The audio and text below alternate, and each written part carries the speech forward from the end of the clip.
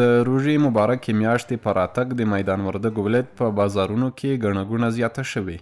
د یاد ولایت اوسیدونکي وایي ډیری هټیوال او دکانداران په دې هڅه کې وي تر څو د خوراکي او غیر خوراکي توکو بیې لوړې کړي.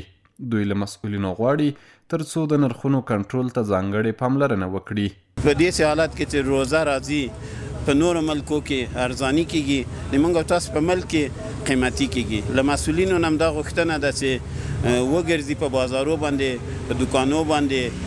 دکاندارانو هم دا خواهش ده چې خلک خپله د دوی د ملت وضع ویني، وضعیت خراب ده، کاروبار نشته، باید خپل نرخونه چې دي ډېره په مناسب بیه باندې مال خرڅ کړي. دغه اوس بالحال رومای چې ده دغه ځای کې چې ده چارک 50 روپۍ خلکو ته راغلی، خو اوس یو په 80 روپۍ ته کړی ده، خلکو مخکې راوړی. باید داسې کوم مال یې په کوم قیمت اخیستی د روزې په خاطر باندې باید خلکو سره ګزاره وکړي.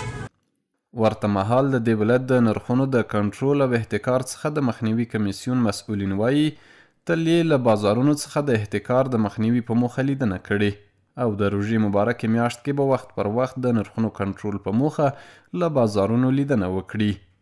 دا چې په میدان وردګ ولایت کې تقریبا د یو کال راهیسې د نرخونو د کنټرول او احتکار کمیسیون موجود ده او هغه برحاله فعالیت کوي. وخت په وخت نوې نرخنامې بازارونو ته توزیع کوي او د هغو کنټرول کوي. الحمدلله د روژې مبارکه میاشت کې به موږ نرخونه په بشپړ ډول کنټرول کړو او د احتکار مخنیوی به وکړو په بازارونو کې.